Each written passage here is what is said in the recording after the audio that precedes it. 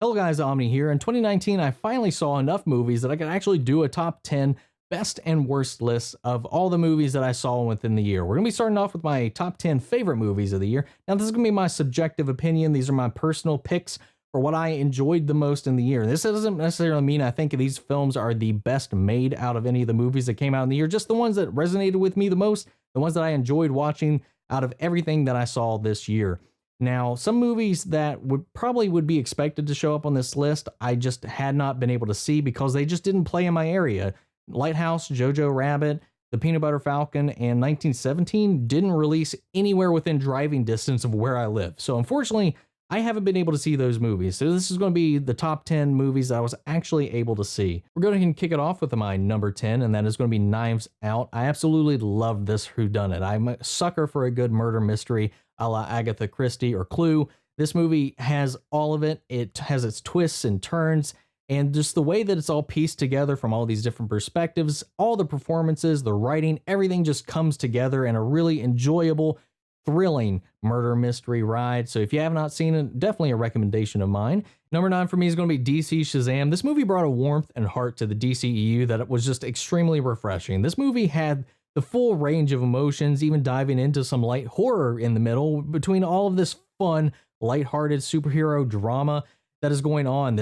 These family dynamics with this orphan Billy Batson, which in the comics, I never really grew that attached to the character, but this movie made me adore this iteration of it. The performance in this movie were just fantastic. Asher Angel, Zachary Levi, Jack Dylan Glazer, the chemistry between all of them was just fantastic, and I adored this movie. Saw it twice in theaters, and I really want to see this expand. I cannot wait for Shazam 2. Shazam was a refreshing surprise. Number 8 on my list is actually going to be Jay and Silent Bob Reboot. I, from a young age, just fell in love with the Views universe, so this movie is more of a guilty pleasure of mine than, being an excellent film. I absolutely love this movie. I love this universe that Kevin Smith created, these characters. And this reboot, while also kind of playing on the fact that it is a reboot, remake, or whatever of Jay and Silent Bob Strike Back, doing pretty much the exact same plot, but with a fun little twist and a heartfelt actual entry in this. This movie actually got me really emotional multiple times while just off the wall laughing throughout the entire movie. This movie, more so than a lot of Kevin Smith's other films, I think really shows how he's matured as a director and as a person throughout the years. Definitely putting some a different spin on things after his heart attack kind of refocused this movie from what it was originally going to be. But this movie was great. It ties up a lot of loose ends and a lot of it actually includes some epilogues to some of the previous films, which is really interesting as well. So if you're a fan of Kevin Smith and the Views universe, Jay and Silent Bob, it is definitely a movie that you need to check out. Coming in at number 7 for me is going to be John Wick Chapter 3 Parabellum. This movie keeps pace with the last two, even up in the ante to a point, getting a little bit bigger than itself, I think. But even if it's the weaker of the three, this franchise as a whole is already top of its class for this genre of film. This movie is top tier for when it comes to stunt work, combat, and action on screen, and all the technical skill that goes into this, as well as springboarding this entirely new IP from an entire crew of stuntmen who wrote, directed, and produced all of this, structured the whole thing, as well as Keanu Reeves and everything physically that he's putting into this role. Given his age, he is knocking it out of the park with this, and I love these films. Even though the last one kind of got a little crazy and a little ridiculous at points, I still cannot wait to see where this franchise goes. My number 6 is actually quite the surprise even to me, because when I went into this movie, I didn't expect to like it nearly as much as I did, and that is Rocketman. I'm not even a huge Elton John fan. At least going before this movie, I couldn't name more than 2 songs of his that was not tied to The Lion King. And I came out of this just having all of them in my head and just singing, humming, dancing to this thing. I adored this movie because unlike Bohemian Rhapsody, which is kind of more of a straightforward biopic about Freddie Mercury, this one is definitely a fantasy. It's being told backwards from the perspective of Elton John in the future, kind of reflecting on things. And so it's got his own egotistical spin on it. So a lot of these things don't necessarily happen the way they did. And there's like this fantasy element to it that kind of creates these huge breakdance numbers, these huge set piece musical performances that move the story forward, where kind of with like Bohemian Rhapsody, it was more of like a best of, Queen going through those years. This movie kind of, it builds its own narrative through the songs. The songs all move things forward and progress the story. And as well, this movie being rated R, they don't shy away from some of the things maybe the studio working on Bohemian Rhapsody kind of wanted them to not touch upon: the alcohol, the sex, the homosexuality. They dive into all of it. They don't glorify a lot of the things that Elton John had done, because it kind of seems like he definitely regrets a lot of things that he did, and he doesn't shy away from it. When his life reflects him in a bad light, the movie does as well. This is not like a bias. It's a semi-biased perspective, sure, but this movie doesn't really hold back. And if anything, it just shines more light on just like all the struggles and trials and tribulations that he went through in his life to even like kind of get to his success. So it's a fantastic journey. And if you like music, if you like musicals, if you like Elton John, check out this movie. Arriving at number 5 is going to be Dr. Sleep, and I absolutely love this movie. And what's funny, I didn't even see The Shining for the first time until about 2 years ago. I'm aware of all the pop culture references and all that. I've never read the books or anything, but rarely does a movie with such hype and merit hold up when you kind of go into it and from a fresh eye years later. And this movie holds up. It is still fantastic. It is a masterpiece, and I feel ashamed for having waited so long to actually watch it, almost 30 years without watching this movie, and I adored it. And going into this, I was really curious to see how this actually pays off. I know there's actually a Dr. Sleep book, and I read a little bit about the synopsis of some of the plot points, the spark notes, if you will, of what the movie was about, or not the movie, but the book, and how you actually create a follow-up to The Shining. And I think this does a fantastic job. The primary draw to me even was Ewan McGregor, whose performance in this movie is fantastic. Everybody in this movie performs so well. I thought the pacing was fantastic, the setups, and it, while feeling kind of similar and very much like it fits in this world, it has its own voice, and it stands apart, I think, in a very strong way from The Shining without relying on it so much as a crutch. I think it's a blast. It didn't perform as well as I really hoped and thinks it deserved, that it should have. So if you haven't seen it, see this movie. Watch it when it comes out on Blu-ray, DVD, digital, whatever. It's a great movie. If you love The Shining, check it out. If you love supernatural thrillers, check it out. It's definitely not a horror. I definitely think it's more of a thriller. But yeah, definitely recommend the movie. All right, guys, going into my top 4, this is going to where things start to get so, it was really hard for me to make some choices and make these maneuvers, but my number 4 pick is going to be Joker. I saw this movie 3 times in theaters, and I think this movie was darn near perfect. I love the visuals, I love the direction, the pacing, and Joaquin Phoenix's performance as the Joker in this, as Arthur Fleck, is just, it's hypnotic to watch him perform in this, and it's so eerily painful to watch this story unfold, and it's just so good. It's hard to explain. I've talked about it before in my review and whatnot, but it's a sight to behold. It definitely elevates and takes the comic book genre into another realm in the way that kind of Logan did. It definitely kind of shows that there is a lot of depth and stuff that you can explore with comic books that's just more than just punching them in the face. And that's what a lot of people seem to think about is, the theme park thrill ride, the action adventure with the wish fulfillment edge of comic books. But there's a lot of deeper motivations in there. There's a lot of deeper meaning that we can explore. And this movie proves that with one of the most comic booky supervillains of all time by just grounding it in realism and just perfection. All right. And my number 3 pick is Avengers Endgame.